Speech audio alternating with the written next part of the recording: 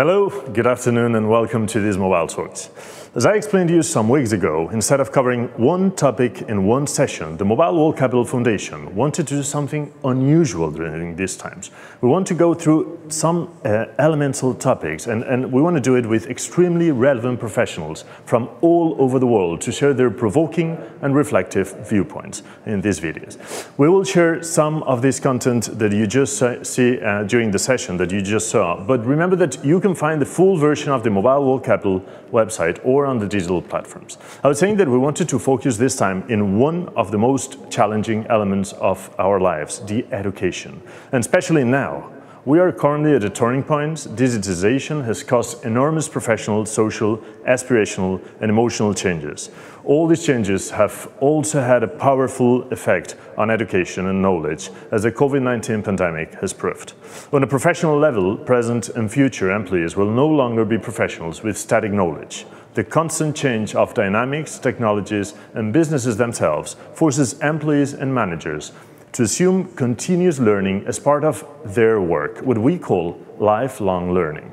But what about the initial stages of learning? It seems obvious that in order to reach professional maturity like the one we described, students should ideally learn and follow vital educational paths. But what skills and attitudes need to be reinforced? How is each student education personalized, and how are we using technology to accurately support lifelong learning? And last but not least, is the education community prepared for such significant changes?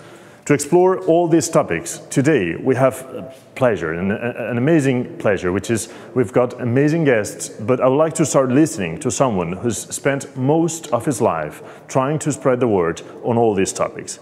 He is Andreas Schleicher, a very inspiring person. Probably you know him, probably you saw some of the videos we made. Someone who is behind the well-known PISA report that measures learning skills of 15-year-old students in more than 75 countries. And you must also know him because he is the Director for Education and Skills and Special Advisor on Education Policy to the Secretary General at the Organization for Economic Cooperation and Development, the OECD. Mr. Sleicher, thank you very much again for your time, for your generosity, and for joining us today in this amazing session. And before we start with the debate, I would like to listen to you. We would all like to listen to you for some minutes so that you can help us to set and highlight the most important aspects we should have in mind when talking about this new education. So, Ms. Sleicher, thank you very much, and the floor is yours, whenever you want. Gracias, thank you. And first of all, I really want to commend Spain for how you were able to put together a coalition that has made education continue when schools were shut down. The government chipped in, the publishing sector chipped in, the tech industry. You know, this has been just amazing. It sets a great example how education works, you know, public with private rather than public versus private. You know, it's a great example. My only question is, you know, why did you need a pandemic to make that happen? It's really, I think, the new normal. But let me share a few thoughts on the pandemic and the time after. You know, I think the biggest message we need to take away from this is that the future will always surprise us. You know, climate change will disrupt our lives probably a lot more than the pandemic, and artificial intelligence puts everything that we do to the test. Our school systems have done well to educate, you know, second-class robots, people who are good at repeating what we tell them. But what will make us first-class humans in this world of artificial intelligence? And then there's going to be, you know, lots of other changes that we will need to come to grips with in education. We don't know, nobody of us knows the future, but we have to become better to think in terms of alternative futures and to think about, you know, how we can prepare ourselves for this. Obviously, you know, one scenario is that, you know, the presence will just continue. And let's be honest, the status quo has always many protectors. And sometimes, you know, we as parents are part of the problem, not part of the solution. We get very anxious when our children no longer learn what was so important for us, or when they start to learn things we no longer understand. Teachers are often more likely to, you know, teach how they were taught than how they learned how to teach. And as a policymaker, you can lose an election over education when something goes wrong, but you're not going to win an election over education because it does take time to translate good ideas into better outcomes is very, very tough. And, that's also why, we have seen this massive transformation in the world of technology, in the world of society over the last decades. But then, when you look at the performance of our education systems over that same period, it's been pretty flat. More or less, we can say over the last 20 years, our education systems have not caught up with the technological challenge. It's not just a challenge for Spain, it's what we see in much of the industrialized world. In our last PISA assessment, we had 9% of young people who could reliably distinguish fact from opinion. You can say, well, that's better than 7% in the year 2000, but we live in a totally different world. In the year 2000, students read, school books, carefully curated. When you had a question, you could look it up in an encyclopedia, trust the answer to be true. Today, young people look up things on Google and they're going to find 100,000 answers to their question, and nobody will tell them what is right and what is wrong, what is true and what is not true. This is where this gap between what societies need and what education systems provide becomes such a problem. Now, it brings me to a second scenario. Maybe, one day our school systems will just crack apart under the pressures of technological change. Everything that isn't built for the network age will ultimately fall apart under its pressure. And, if you look at the reality, you can see basically students spend, 50, sometimes almost 50 hours per week on the internet. The virtual world has become the real world for young people today. Even in school, it's very, very interesting to see when you look at, access of students to computers, which they can use for schoolwork with a link to the internet. If you look, back to the year 2000, you could look to countries like Iceland that were well equipped, or maybe the United States. But the world has changed. You can see countries like Russia, like Latvia, like the Slovak Republic. They were the laggards. 20 years ago, they were nowhere. Now they've caught up. Basically, most countries in the industrialized world now have young people who have access to the digital world. The digital divide is not so much a divide of technology. It's more a divide of our capacity to use it, students' capacity to navigate complex information, teachers' capacity not to conserve, teaching practice with technology, but to use technology to transform learning, to transform teaching. Basically, you have now entirely new learning experience. Artificial intelligence allows us to track how students learn differently. And basically, computer, when you study mathematics, the computer can figure out, what you like, what you don't like, where you're good at, where you're struggling, and can make learning so much more interactive, so much more participative, so much more kind of social. Assessment and exams, we can actually make assessment real. While you study, you can get that feedback rather than, weeks or years later. We can look at learning analytics, giving teachers real-time information about how different students learn differently, and then engage with that diversity so much more productively. But, once again, technology is always only as good as it is actually being deployed, and that's where you see the huge gaps. And Spain is by far not on its own. In most countries, you have similar rates of teachers. Basically, you can say maybe half of the teachers are ready for the digital age. Some countries have seen good progress. You can see, countries like Sweden, like Romania, Israel, Finland, Croatia, they were not so great, a few years ago, but they are now advancing very quite quickly. Also, we know that many countries during the crisis, this is data from March this year, have actually made enormous efforts to get teachers up to speed. I want to actually credit teachers in Spain for the enormous effort they have made to, upgrade their own skills. Not about going back to university, but continuing learning.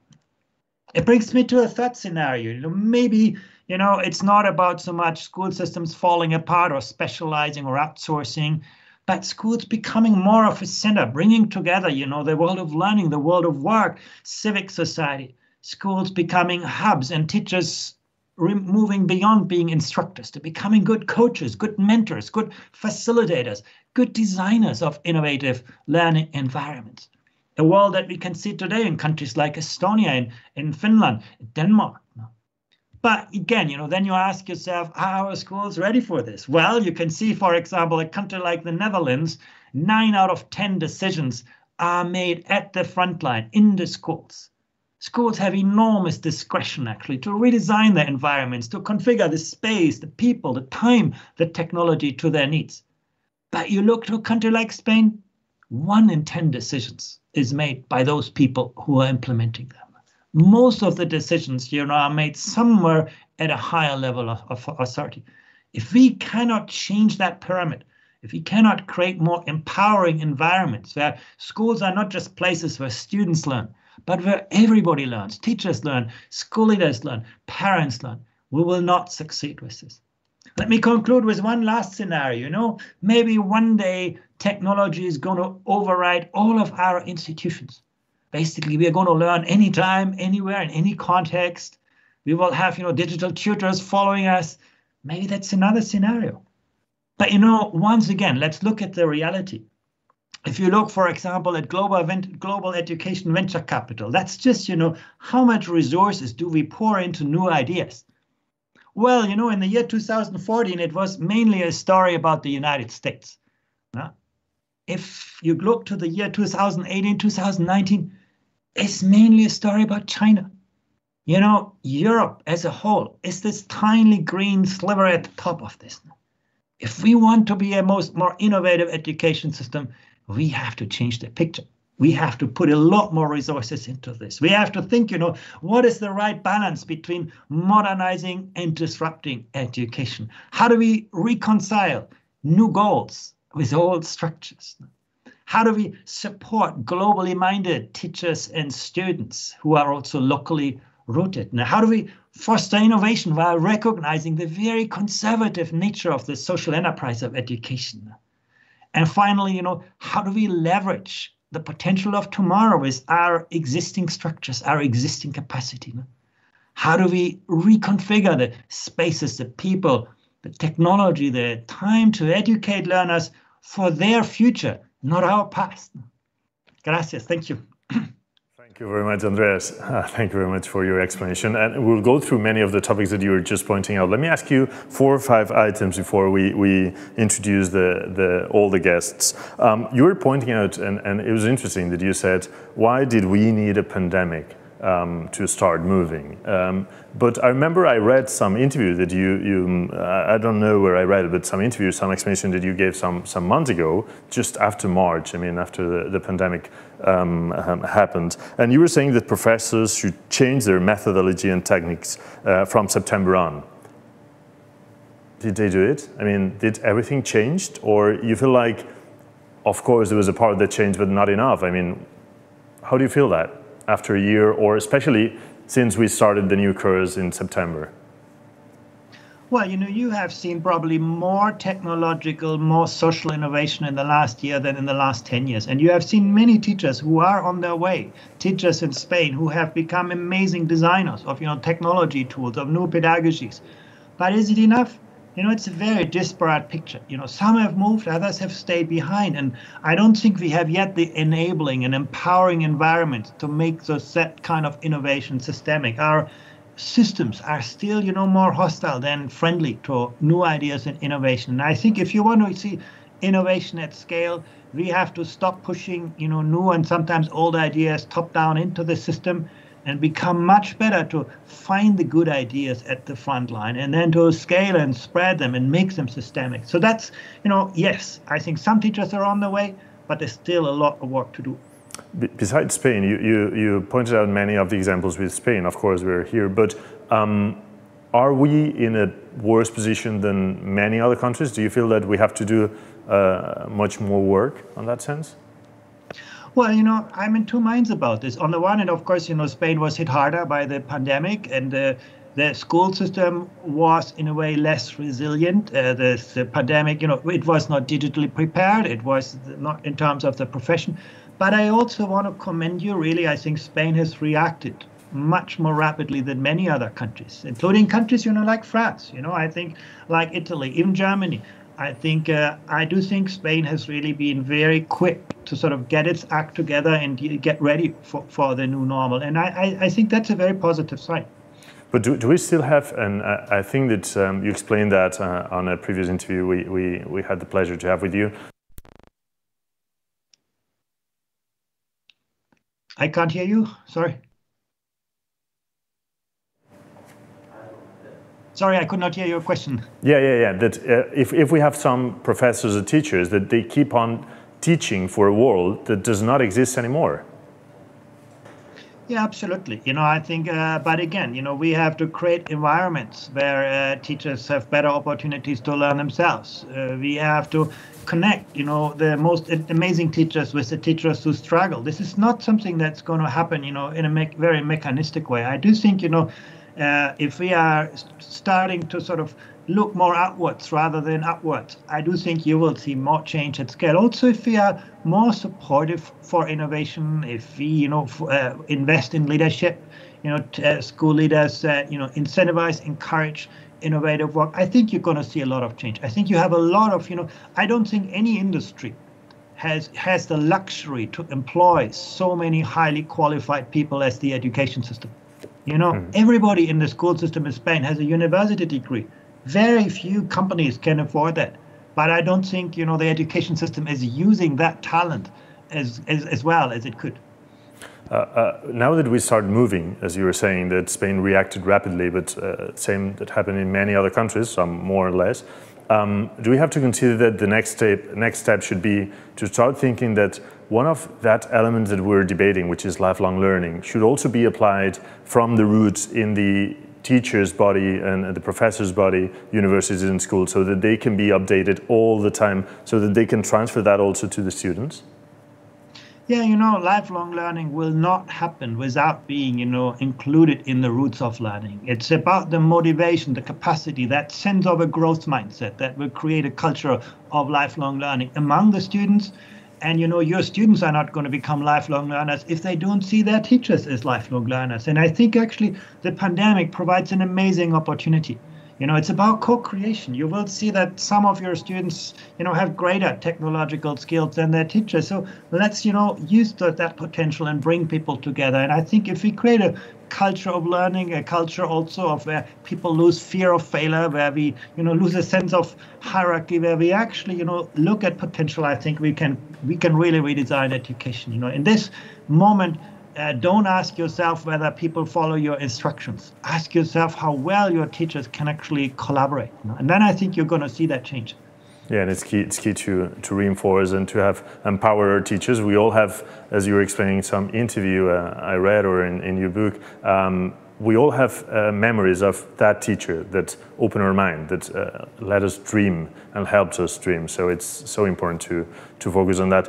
Andreas, it's amazing listening to you. It's absolutely enriching, but I would like to introduce you to some other guests that accepted to join us for this little while that we have.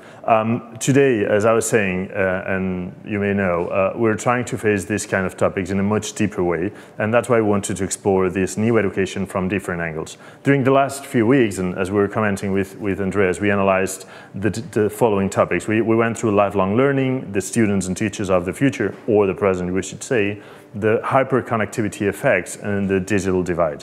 For this reason, it's an honor to welcome to these next professionals who are very involved with these topics. And today we have with us Marta Padros. She is Director of Development of Human Resources at CaixaBank. Hello, Marta, how are you? And thank you very much for joining us. Hi, Marta. Hope we can hear you. I don't know if you're muted. Can you hear us, right? Sorry, I forgot to unmute. Hi. Thank you very much for joining us. Mark Sandt, Head of Education at Google. I'm not going to say which places in Europe or in North Africa or where in Google, as he normally says, in places where you can have good meals and good weather. Mark, thank you very much for joining us today. Absolute pleasure. Hi, everyone. Thank you. Albert Forn, M-School Director for GSMA with amazing and innovative programs and really recognized around the world. Thank you very much for joining us too, Albert. Thank you very much. Javier Rodriguez Zapatero, Executive Chairman of SD and Digital Talent Group. Thank you very much for joining us too. It is a real pleasure. I hope we can enjoy together today. I'm sure we will. I'll try to be very quiet because I want to know and I want to listen and learn from all of you.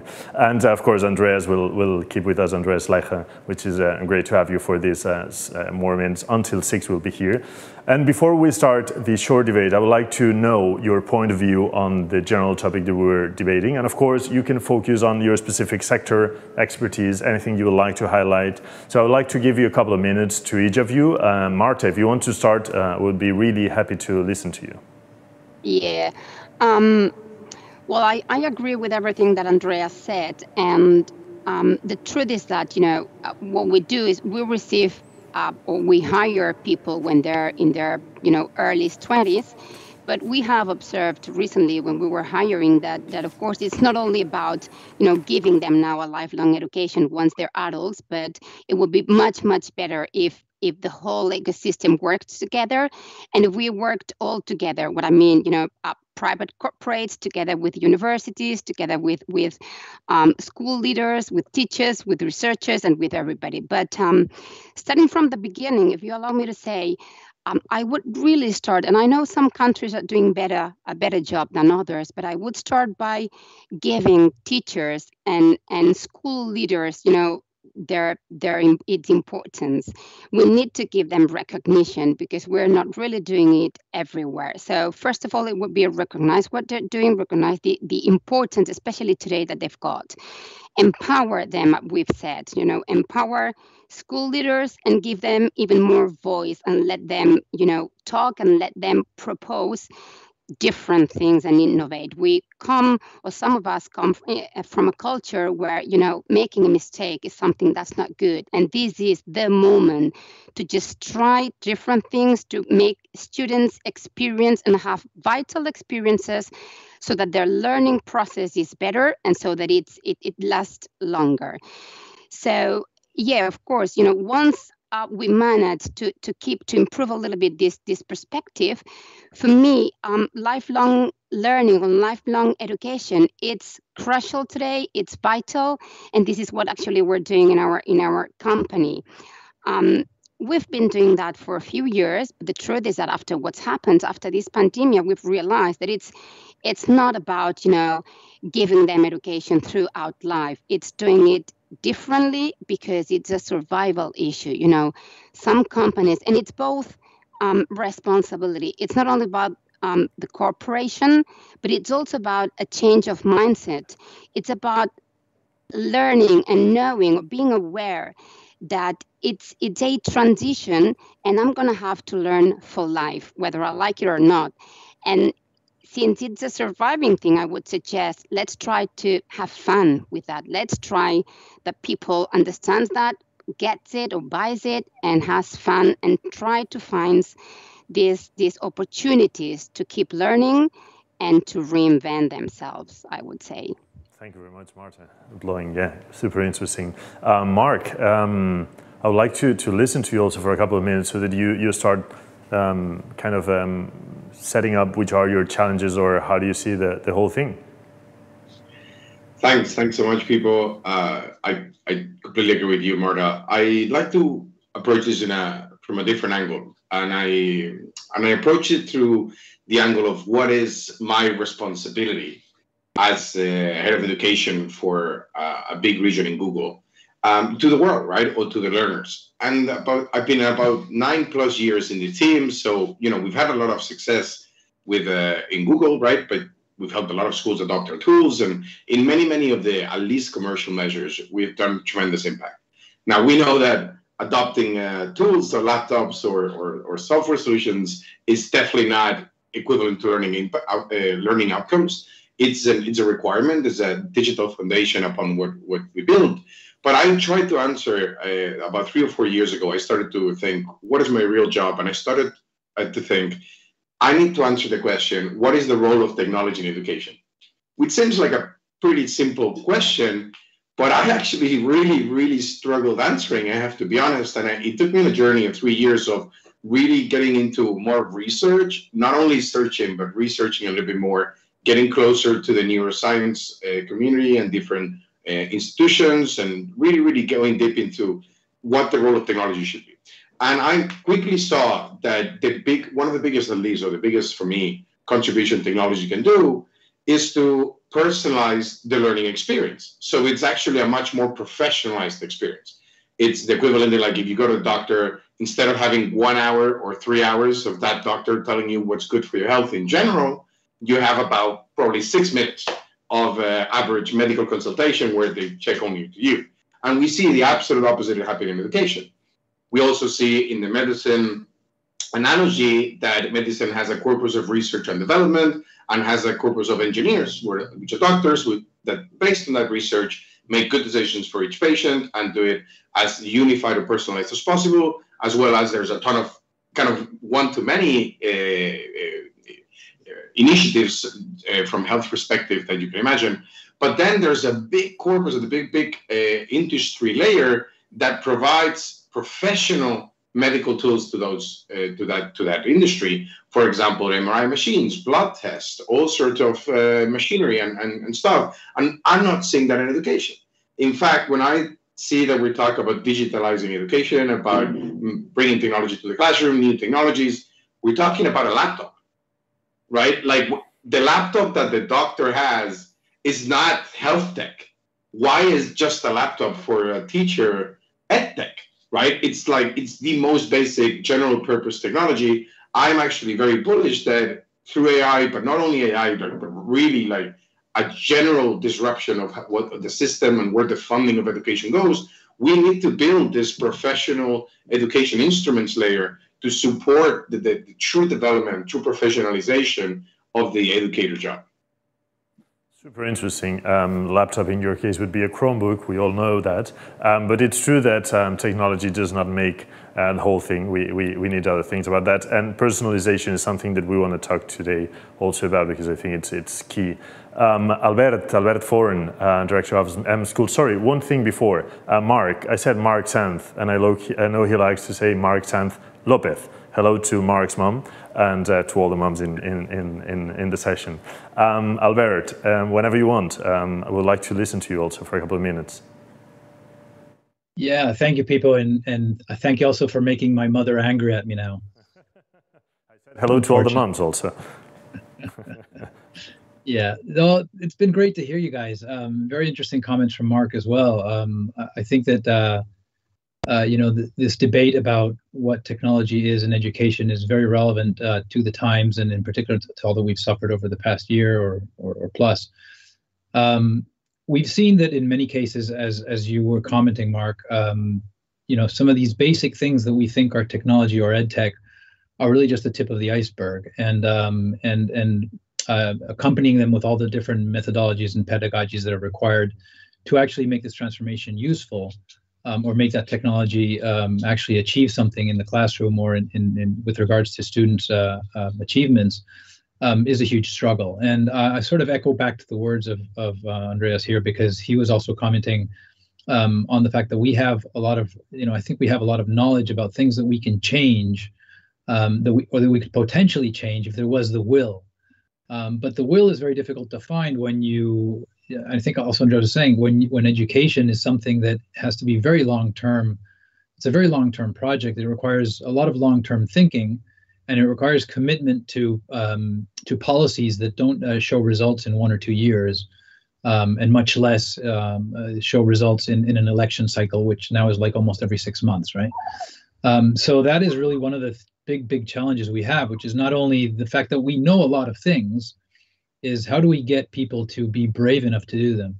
I think also one of the very relevant things, and that we've seen also from the program that we developed here within this public-private partnership that we represent, is the fact that you can do a lot by empowering teachers and the people who know about what things work in the classroom and what successful case studies are and things that we can really try to replicate or bring to light.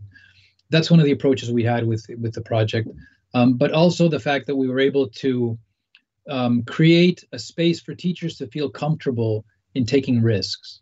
And this is something that the system usually does not cater for.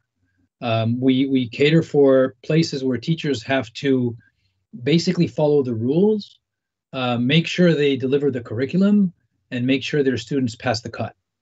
And that does not conduct to things such as relevant as, curiosity, motivation, creative thinking, whatever. And it certainly does not produce teachers that are willing to take risk, or at least it really mitigates those teachers who are willing to try things and to develop some of their thoughts and ideas in the classroom. So that's what we struggled to do when we put the program in place, is find a way that we could actually let teachers move into a different role than what they have today. Allow them to become these mentors and these coaches and have these different profiles and use these different pedagogies to try to produce different results in the classroom and focus on many more things that were relevant to these kids who go through their classes, such as, problem solving, analytical skills, critical decisions, and all these things that are so relevant to the skills and the technologies that we have to deal with today. So I think it's very important for us to recognize that not only do we have this problem with probably respecting and listening and supporting teachers, but also providing them with places where they feel comfortable in innovating. And this is really a huge challenge that I don't really see addressed in any education system across the world, or in very few. Let's put it that way. I don't want to be so critical. But it really is something that we need to find a way to do, and I think that should be a challenge for all of us going forward. Mind-blowing too. Thank you, Albert. We'll focus many of the things that you just pointed out. Javier, let me finish with you this round so that you can just focus a bit what you would like to highlight. Your disruptive mind. I think it's going to be interesting to listen how you want to destroy the whole thing to reinvent it again. Yeah, I think I'm always. I feel like a child every time. I ask myself why not, or what if, probably too often, and that's why I want to disrupt things. So all over the place. But I'd like to take the discussion a little bit, before, and I think I'm hearing a lot of interesting things around the how and the what can be done. I think it's important for those people that are listening to us to focus in the why this topic is so important. And for me, and I think all my colleagues here do share that feeling and that sentiment. We're living in a world in which things are changing dramatically fast. And Andreas was saying that in his fast. I wish I could have heard in detail to some of your slides because there's a lot there to be learning from. But the point is, the world is changing exponentially. We are surrounded by huge technologies, artificial intelligence, blockchain, nanotechnology, biotechnology. All that combined together is basically changing the world. And we're not equipped, we're not prepared to actually understand and act upon those changes. Actually, when I saw Andreas, when I saw your slide there on that exponential change and a linear change in education, that really is the why we need to do things. Because it's widely known and understood that societies do not evolve if they do not learn as fast as the environment is changing. Never in history we've been exposed to such a fast changing environment. And what worries me is the fact that it's not only changing in a very fast manner, is changing in a very unequal way. We see the world being diverted. We see the world increasing the gap between those that are digitally prepared and those that are not digitally prepared. I was sharing with my colleagues here the fact that the big tech companies now, 5 of them account for $7 trillion of market cap, and they are the biggest and the fastest growing. And societies need to understand this. Why? Because let me reflect on this. Capitalism and communism, which are widely talked about today, are old ways of governing the world. They were a response to previous industrial revolutions, because those industrial revolutions basically changed the shape of the world, and we needed to actually answer to those problems. Now we are in another revolution, and we need a new governance. And the only way we're going to be able to actually collaborate as a civil society to make sure that we get a new governance in place is by being educated. So that is the reason why I am so passionate about this topic. on top of the fact that, you know, my mom is a school teacher, my father is a university teacher, my sister is a school teacher, and my wife is a university teacher. And I was in the executive world for most of my life, but now I'm probably ending here, trying to actually help this world to get on board with the new education system. I'm not going to get in the house because I have a lot of ideas. I think I'm going to learn much more from my colleagues here. And then in the next one, I'll talk about the alliance of us, because I think it's really important to have a word on that. I really wanted to ask you before we get into some of the topics, if you can just, because you are like, well, many of you guys are like in a perpetual beta and you're constantly evolving. And even during the pandemic, you decided to join forces and create an alliance for education called AZ, H-A-Z, like saying make it in English would be, or light. Can you just, Javier, explain us a bit what's AZ and what are you trying to do? What have you done really up to now? Because I know you've been talking with many political groups and trying to change things.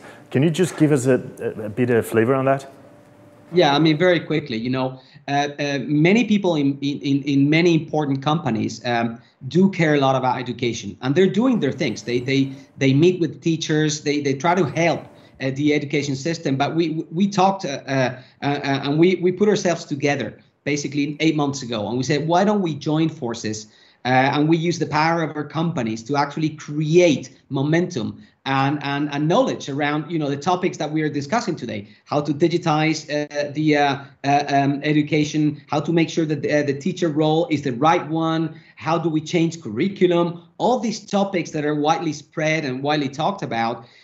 Let's say we just put our brains together. Companies like Cashew, like the World Mobile Capital, like Google, like us, like OCDE, putting forces together to basically say, okay, let's try to come up with the house, the ideas that the public sector could actually grasp and put together to actually create a new education system. It's really exciting to see how many things we've done in the past 6 months, and we're really excited because I think the outcomes are going to be very soon out there to actually create movement. Many of you are involved in this alliance, and I'm sure it's going to be really successful. Let me ask you about some things that you just all of you pointed out, and let's start debating about some of the things, because we've got 22 minutes left, and I want to try to go fast in many things. One thing that I realized that was really interesting, Andreas, Javier was pointing out that we are in a moment that is really changing, as we all know. We can say that in a way we are in an emergency, let's say, in education terms. I know that this can sound a bit kind of even utopic, but why countries are not making an effort to, the same way they realize that now with the pandemic they have to invest 20 euro for each vaccine, or 10 euro or 3 euro, I don't mind, to put the same effort on education, because that's the best vaccine we can give to our future. So why is it so hard? And we are just, instead of deciding if Moderna, AstraZeneca, Janssen or whatever, let's just join forces. Andreas, I think you're muted. Yeah, some countries have done that. You know, in the 1960s, Korea was poorer than Afghanistan today. And what did it do? It actually invested in its education system. And it became, you know, an economic and a cultural and an education superpower. And Vietnam today is doing the very same thing. Parts of China, you know, are now at the top of the PISA scales. So, you know, you do find systems that have actually done exactly that. But it is hard, you know, the urgent always takes precedence over the importance. Today, you know, we have, you know, and I don't want to blame Spain, but, you know, we were keeping shopping centers open when we closed the schools. Is that the right choice that societies make? You know, I do think, you know, all the big questions are about prioritizing the present versus the future. And I think we got to do a better job in this. Our schools today is going to be our economy, our society tomorrow. But, you know, you have some parts of the world that are very, very good at this, that have understood that message. And I think we can do that. And it's not going to take a lot of resources. In fact, you know, Spain does invest a lot in education. It is really not about, you know, building back better, but building forward differently and, you know, configuring the people, the space, the technology, time in a different way. I actually think this is an achievable goal. Listen more to your students. And actually, young people today, if we listen more carefully to how young people learn, what they learn, we will build better education system. If we listen more to teachers, about pedagogy rather than, to people in universities who design curricula, probably we're going to see better pedagogical practice. I think we have many of the tools. And just sort of one point that Mark made before, actually one of the most puzzling findings for you in the kind of tech sector is that actually, the amount of technology in schools is often negatively related to outcomes. And you'd find the same, if you bring a truckload of pencils to schools or even expensive fountain pens, you'd see the same result. It'd probably become more of a distractor than a contributor to good learning. We miss that EdTech part. A part that connects the technology with the learning experience. That is the kind of the software part that is actually going to build that fabric for the teachers, for the learners, for the schools. We have a very industrial setting, and we need a much more professional kind of work environment. And I think it's possible, and we do see that happening. Don't ignore the good examples.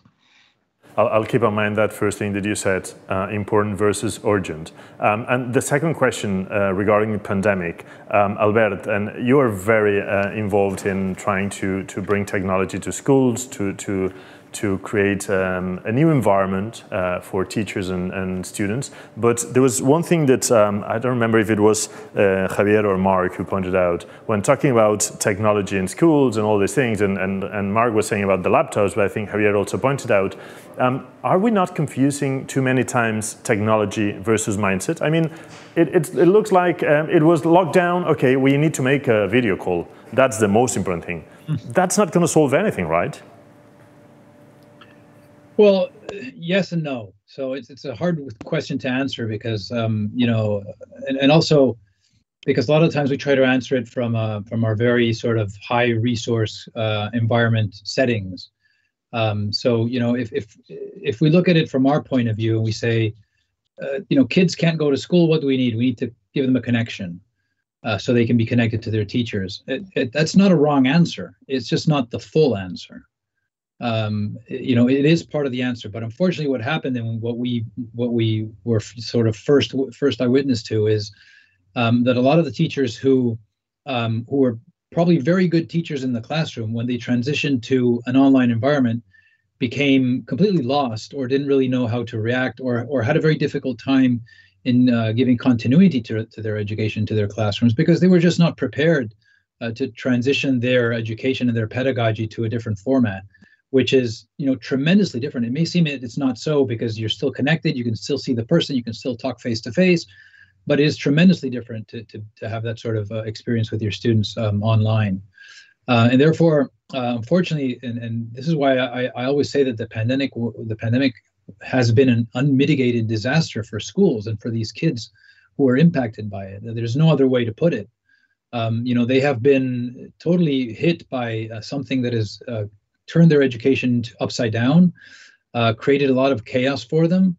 And in the best cases, they will get over it. But in the worst cases, many of these students who've gone through this pandemic will find that they will be heavily impacted into their future education and professions. So it is a huge disaster. Now, the fact that we threw technology at it was not wrong. It was one thing that we had to do. But it unfortunately needs a lot more to function and to be useful.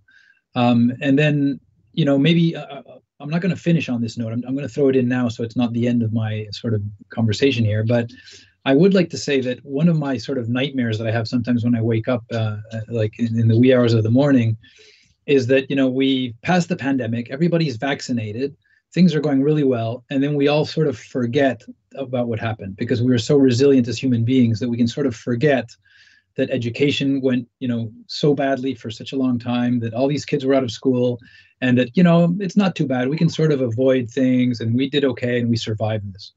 I would think that, if one thing this pandemic should teach us is that we cannot forget what happened, and we really need to make decisions that are future sounding and future proofing.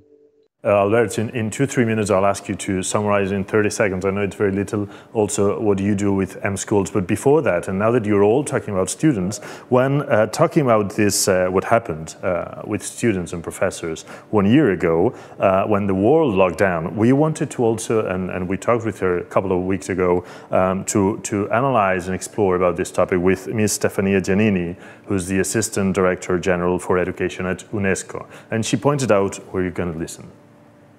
Education systems were not prepared, not well equipped to move from traditional classroom almost overnight to a new kind of virtual setting.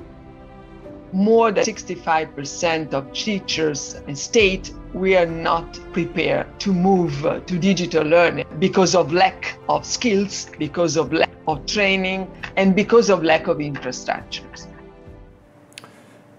So a bit what we were saying. I don't know, Mark, how that affected also to you. Javier was pointing out the results that we knew yesterday about Google and the way, of course, everybody, well, some of the big top companies increased so much. And you explained some days, I think, that can you go again with that information that every kid learn or in the platform we're learning like 1,300 years a day or an hour of hours consumed through Meets and through all these platforms? How is that thing?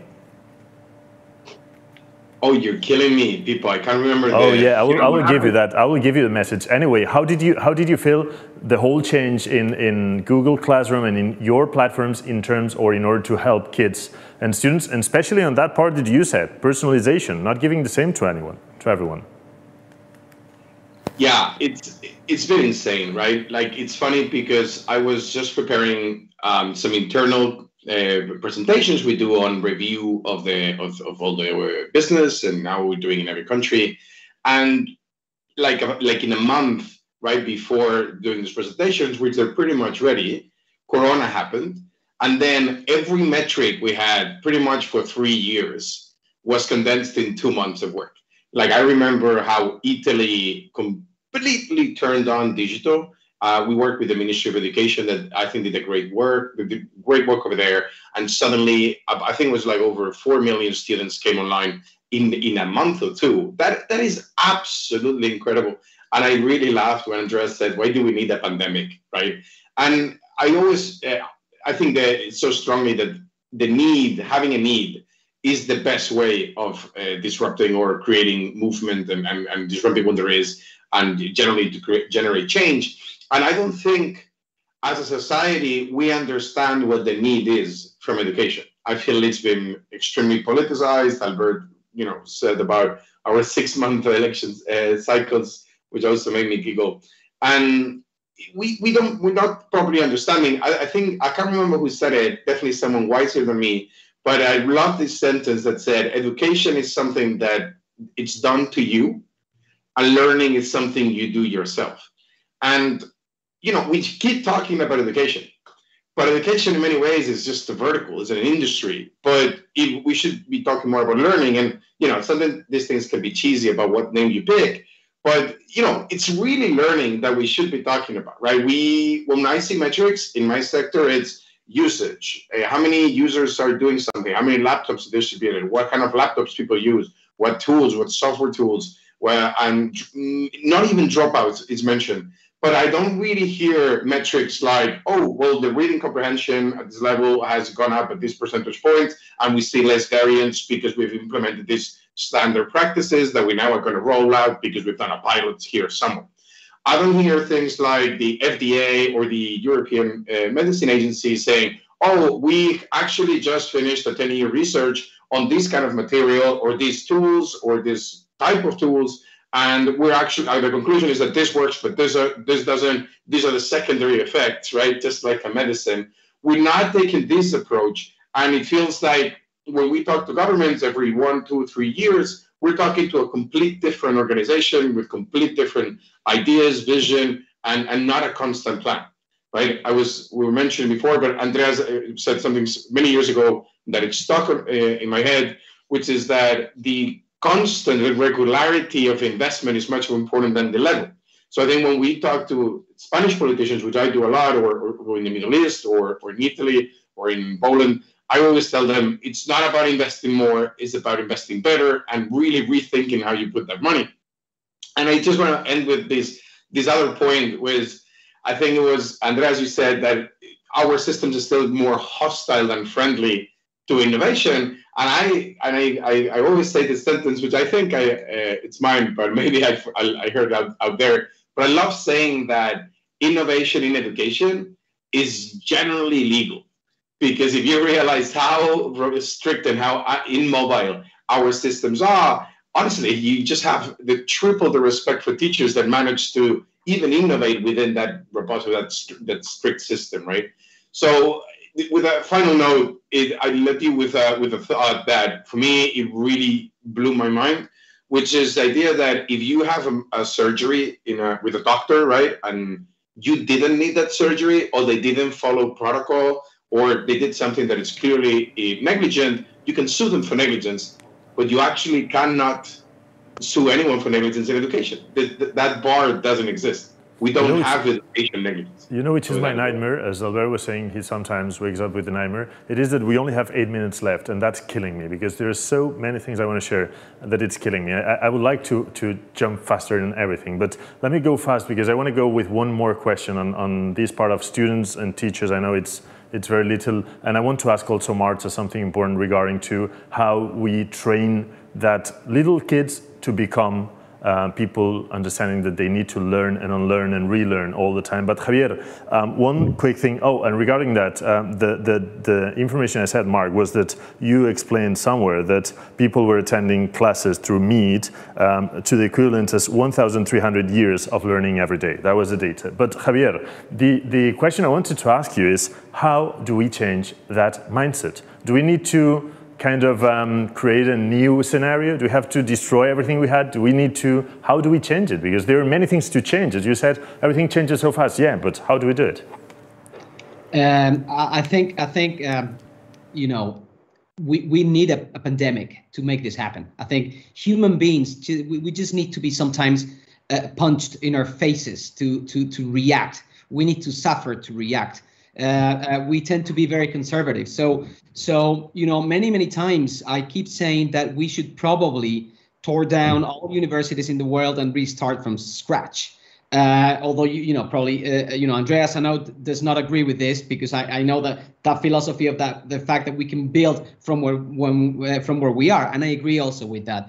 But I think that we have a unique opportunity now to actually redo things differently. You know, and I not only see it in the education world, I see it also in the corporate and companies world.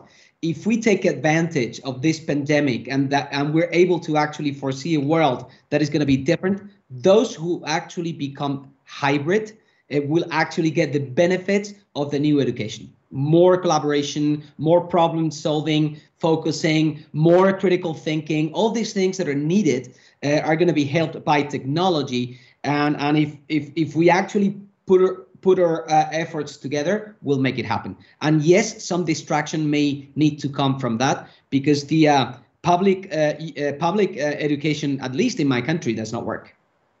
Full stop. It does not work. It's not equipped to actually cope with a fast-pacing world that we are now living. Yeah, and I would love to explore, but we will not be able, that thing that you said, you pointed out, personalization, in terms of if kids will have to start school at the same time and finish the same course all at the same time or not, because everyone learns different things and differently. So that would be another thing to explore. But Marta, I want to listen to you. When we talk about changing that mindset, everything that we do in that initial stages will affect in a very critical way afterwards. And as an expert in HR and the way you lead it in CaixaBank, I would like to know if achieving those type of scenarios would help building better professionals, and not only professionals, because as you explained us some minutes ago, and you were saying when we're offline, this has a lot to do many times with the core top directors in the company, general managers, and everybody need to think or desire to learn and to believe in lifelong learning. Yeah. Let me first. You were asking Javier about, you know, when do we change and why or if we needed this pandemic situation. We change mainly either for love reasons or necessity. So this probably has been a necessity issue, therefore we've changed. But as we mentioned before, we have this capacity of adapting and evolving, but we have also the desire somehow not to be disruptive. So unless we do something so that all these changes remain, some of us will come back to where we were because we still feel safer there. So this is a big issue that we've got there. And regarding your question, for me, it's not only about, I totally agree, taking action. It's that, different agents get together and put pressure on those, agents that can do the change. But it's empowering and recognition, the paper of teachers and schools. If we manage or if we change this education system, of course, when they get to the professional status, things are going to be easier. But for me, the good news is that it's never too late. What I mean is that things have changed so dramatically that today, those that not only have access, as Mark said, or Albert, those that not only have access to a computer, but manage to understand, what they can do through a computer, what information they can get, all the network that they can do are going to survive today. And it will not really matter that much if they've got a university degree or not. What I mean is that we've got the chance today to enroll in these new possibilities a lot of people that hasn't been there before. So for me, it would be wonderful if we all worked together. But the good news, as I said, it's never too late. And I've seen it in the bank where I work. We were disrupted. So we've had to put it all upside down because even though we all had computers, we were lucky because we all had computers. So, we were somehow saved. We could work from the very beginning from home. But then it's, okay, how do I do it? I had never been in a Teams before. I had heard about Agile and these new methodologies, but I was not really in those technologies. But we've all learned, it took us very little to understand. And here I come to what Javier said. Why do we need to change? Why do I have to make that effort before? And why do I have to try to change that paradigm? So why do I have to change that effort into understanding that it's a new paradigm and that I have to enjoy that and that I can change no matter, whether I'm 40, 50, 60 or 80. Unfortunately, Marta, we're running out of time because there is a lot of what you explained that I would love to explore. The same way that, Andreas, I want to ask you something that I know this is going to be killing. I mean, it's going to be a bit even painful, I would say, because I'm going to ask you about two topics that we could explore or elaborate on each of them for 2 hours or for 2 days. But I would like to just have a quick insight from your side in two things. First, we tend to talk about all these things being connected, if you know how to use the Teams, if you know how to do that, or as Javier was saying, and I think that's very important, he was saying my government is not doing right things yet, or administration is not doing all-time good things. So the two questions for short are, first, okay, that's beautiful, but half of the world is disconnected. So what do we do with that world, professionals and kids and teachers who are disconnected? Are we going to give a super education to some privileged guys? And the second, what about the role of administrations and the way to join forces in between public and private? We know how it works. Innovation, regulation, the speed, all that things. Andrea, sorry for that. I mean, I know, Andreas, that's too much for too little. Yeah, on the first question, I think on making sure that everyone can, play in the digital world, we're not talking about an unsurmountable challenge. If you look at the resources that we invest every day in, roads and bridges and the schooling infrastructure, I do think that, the world can afford it. And, in a way, I would also say, the education outside Spain may matter more to Spain in the long run than the education inside Spain. I think it should be in our all interest to ensure that everyone in the world can play in this connected world. And I actually do think that is not a kind of affordability issue. I think it's a feasibility issue. The role of administration, I think public policy will be as imaginative as citizens want it to be. And I really believe that, we as citizens have to be more open to innovation, to new ideas. We have to, the big gatekeepers in education, the universities, who, make us graduate or not graduate. I think those gatekeepers are part of the problem, and it's public policy plays to this. So I actually think, if we take our responsibilities as citizens and make education not a public but a whole of society enterprise, I think we have a good chance to change it. And coming back to Marta's point, the good thing is that every child is born with this motivation and the capacity to become a lifelong learners. Small children are going to question whatever you do, whatever you say. They're going to try out everything. They're not afraid of failure. If we just keep a little bit of that energy, I think we can have a fantastic education system. So I think actually this is a very human capability, the capability to learn, to unlearn and relearn. I think we just need to create more a supportive ecosystem around it. And I also want to conclude with one point that Marta made, appreciating the work of our educators more. And this is not about, celebrating it.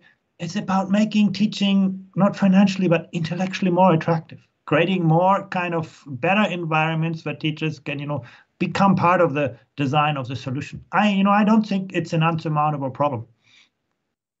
Very much. I'm very committed to finish this session at 6, really on time. It's 2 minutes past 6. I'm going to ask you 2 more minutes, because I want to ask you a quick insight, a quick detail from each of you. And I would like to know which or how would you start first, moving, or how would you keep on going, but which is the first thing you would do, which is the most crucial thing you would do.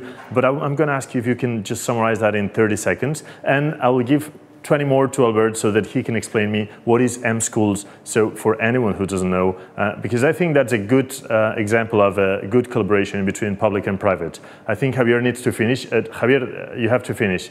All right. Thank you very much. And you too. Yeah, we're finishing. Okay, then no worry. Albert, if you just can summarize that. Thanks. And we'll finish with that. Thank you very much. You're muted, Albert. I think you're muted. We cannot hear you.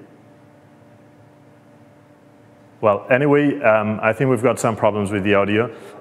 It was great having you all today with us. Let me thank you very much to Marta Padros, Director of Development of Human Resources at CaixaBank, to Marc Sant, Head of Education, Marc Sant Lopez, Head of Education at Google, to Albert Forn, M-Schools Director, Albert Forn and his mom also, hello, and Javier Rodriguez Zapatero, who had another meeting and he had to jump really fast, Executive Chairman of ISD and Digital Talent Group. And of course, I want to thank you very much, Andreas Schleicher, for your generosity and for your time for some previous days and also today. He's a Director for Education and Skills and Special Advisor on Education Policy to the Secretary General at the Organization for Economic Cooperation and Development, the OECD. Thank you very much to all.